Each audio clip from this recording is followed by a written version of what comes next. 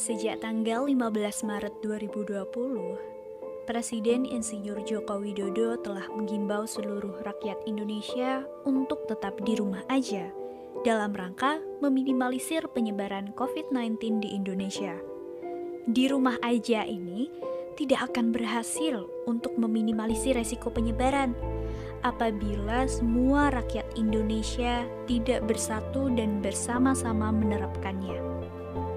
Saat ini, kasus COVID-19 yang terkonfirmasi di Indonesia sudah mencapai 14.749 orang dengan 3.063 pasien sembuh dan 1.007 pasien meninggal per tanggal 13 Mei 2020. Oleh karena itu, melalui video yang berisikan 10 hal penting yang perlu kita lakukan agar tetap bersatu kuat dan sehat di kala situasi krisis virus corona berdasarkan nilai-nilai nasionalisme, penguatan nilai moral, semangat, dan dukungan-dukungan ini diharapkan dapat menyadarkan rakyat Indonesia untuk bersatu melawan COVID-19 di Indonesia dengan disiplin di rumah aja. Di situasi seperti ini, kita butuh adanya persatuan sebagai bukti bahwa Pancasila selalu kita bawa dalam kehidupan kita sehari-hari, terutama saat kita terjebak pandemi. Yang pertama, tetaplah di rumah saja. Jangan kemana-mana. Kalau kita pergi keluar sana dan membantu penyebaran corona, bisa tambah berabe seluruh Indonesia. Buktikan pada dunia, buktikan pada negara bahwa kita cinta rakyat Indonesia. Dengan diam di rumah saja, mari kita bersama untuk tidak menyebarkan pandemi dunia. Nah, yang kedua adalah jangan lupa untuk jaga kebersihan dan cuci tangan selama 20 detik. Cuci tangan ini penting banget guys. Kenapa sih? Karena virus corona itu menular melalui bagian wajah, yaitu mata, hidung, dan juga mulut yang sering kali kita pegang baik disadari maupun tidak. Maka dari itu kita harus cuci tangan. Nah, ini aku mau kasih tahu nih, waktu-waktu kapan aja sih yang tepat untuk kita cuci tangan? Yang pertama adalah sebelum dan sesudah makan. Jangan lupa cuci tangan ya. Yang kedua adalah setelah membersihkan kotoran hewan bagi yang punya peliharaan nih. Nah, yang ketiga adalah setelah berinteraksi dengan dunia luar. Misalnya kita habis keluar ke pasar kek, atau habis ngambil paketan. Nah, ngomong-ngomong soal paketan, di masa pandemi ini kan kita banyak banget nih yang akhirnya belanja online karena nggak bisa ke mall tuh. Nah, maka dari itu kalau kita habis terima paketan, jangan lupa ya untuk paketannya itu disinfektan dulu. Lalu kita juga harus mencuci tangan setelah menerima paketan. Ketiga yang tidak boleh kita lakukan selama masa pandemi COVID-19 saat ini adalah panic buying. Pertama-tama kita harus mengetahui apa itu panic buying. Panic buying adalah aktivitas ketika kita di situasi sulit seperti ini, merasa panik atau khawatir akan kehabisan bahan-bahan pokok, sehingga kita memborong segala persediaan yang ada, sehingga persediaan tersebut akan habis dan hanya segelintir orang yang mendapatkannya. Di situasi sulit seperti ini tidak seharusnya kita melakukan panic buying. Mengapa? Karena segala kebutuhan pokok ini tidak sedikit yang membutuhkan. Banyak selain dari kita, warga-warga atau masyarakat lain yang membutuhkan, sehingga kita tidak boleh bersikap egois dan menghabiskan segala persediaan bahan pokok yang ada, seperti contoh masker atau tisu atau beras, contohnya bahan pokok pangan. Apalagi yang sangat disayangkan adalah banyak masyarakat kita yang saat ini memborong segala barang tersebut lalu menjualnya lagi dengan harga yang lebih tinggi, dan itu sangat disayangkan karena tidak etis. Di situasi sulit seperti ini kita masih memikirkan kepentingan sendiri. Yang keempat, hal yang paling penting kita lakukan selama masa pandemi COVID-19 ini adalah dengan tetap mengikuti anjuran atau himbauan dari pemerintah. Selama tidak ada urusan atau keperluan yang mendadak, kita tetap di rumah saja. Namun jika suatu saat kita memiliki urusan yang mengharuskan kita keluar, jangan lupa untuk tetap menggunakan masker kain ini. Masker kain ini berfungsi untuk meminimalisir penularan wabah COVID-19 tersebut agar kita tetap dalam kondisi yang aman.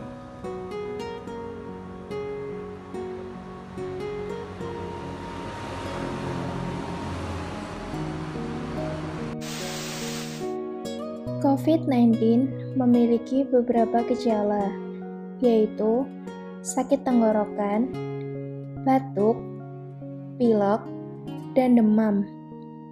Gejala lain yang lebih serius bagi sebagian orang dapat menyebabkan pneumonia atau sesak nafas.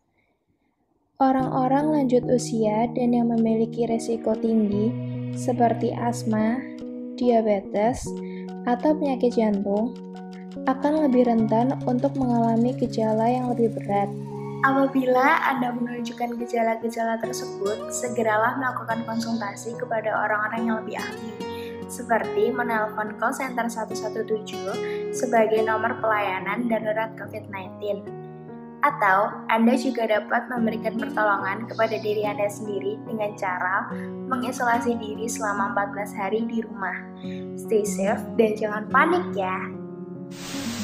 Nah, yang keenam nih, jangan menyebarkan stigma buruk tentang orang-orang yang terkena virus corona maupun tentang berita hoax lainnya lewat media sosial kalian ya. Karena selain menyebarkan kecemasan di masyarakat, pelaku penyebaran hoax dan stigma buruk bisa terjerat Pasal 28 Ayat 1 Undang-Undang Informasi dan Transaksi Elektronik loh. Nah, ancamannya bisa terkena pidana maksimal 6 tahun penjara dan denda hingga 1 miliar. Nggak enak kan? Makanya informasi yang kita terima dan mau kita sebarkan harus dicek dulu kebenarannya. Jangan asal share informasi kalau belum jelas kevalidannya. Nah teman-teman, maka dari itu yuk kita budayakan membaca dan jangan share dulu sebelum kita menemukan titik valid suatu informasi. Jangan langsung dipercaya dan main share-share aja, oke? Di rumah aja seharusnya tidak menjadi hambatan bagi kita untuk tetap produktif. Dengan hadirnya berbagai macam platform video conference seperti Zoom, Skype, Google Meet, dan semacamnya, seharusnya menjadi titik balik bagi kita, warga Indonesia yang sedang dalam masa pandemi ini, tetap menjadi produktif selagi di rumah. Oleh karena itu, tetap sebarkan hal positif dan tetap menjadi produktif selama di rumah aja. Yang kedelapan adalah untuk tetap menjaga kesehatan dengan cara selalu makan makanan yang sehat dan bergizi. Hal ini sangat penting, terutama pada kondisi saat ini dan keadaan di mana bulan Ramadan sedang berlangsung. Nah, apa yang bisa kita lakukan untuk tetap menjaga kesehatan dan makan makanan yang bergizi? Kita bisa membeli makanan yang sehat berupa produk lokal, dan kalau kita ingin membantu sesama, maka kita bisa menggunakan aplikasi ojek online. Dengan begitu kita dapat tetap melaksanakan himbauan pemerintah untuk tetap berada di rumah, sekaligus bisa menjaga kesehatan dan membantu sesama. Tips selanjutnya yaitu jangan lupa untuk berolahraga supaya kita dapat melindungi diri dan meminimalisir terinfeksinya virus seperti saat ini, karena imunitas tubuh kita dapat terjaga dengan baik.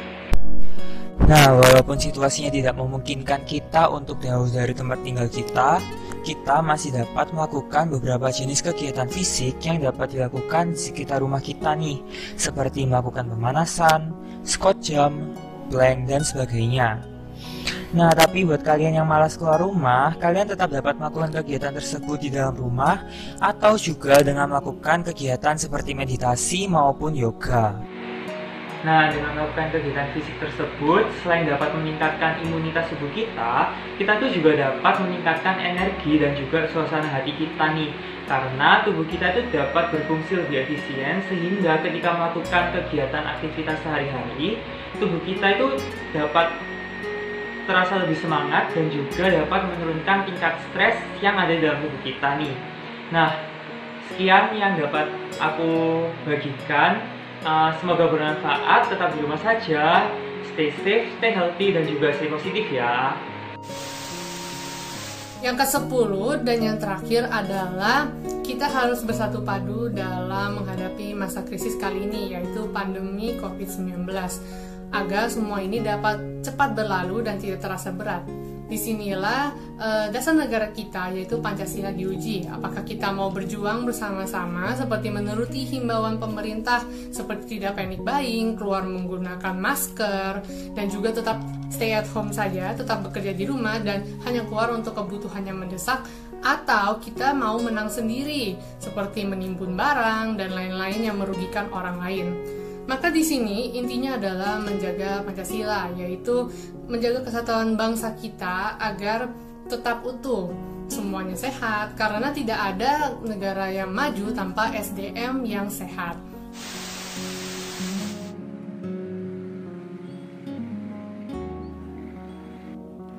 Ingat bahwa hulu dari disiplin di rumah aja ini berada di keluarga kita masing-masing. Apabila setiap keluarga bisa disiplin, maka RT, RW, desa, kelurahan, kota, provinsi, dan negara dapat seluruhnya disiplin di rumah aja dan dapat meminimalisir resiko penyebaran COVID-19 di Indonesia. Saat ini yang penting adalah keselamatan bersama dan negara. Maka dari itu, kedisiplinan harus dilaksanakan. Terima kasih. Indonesia bisa. Lawan COVID-19. Stay at home.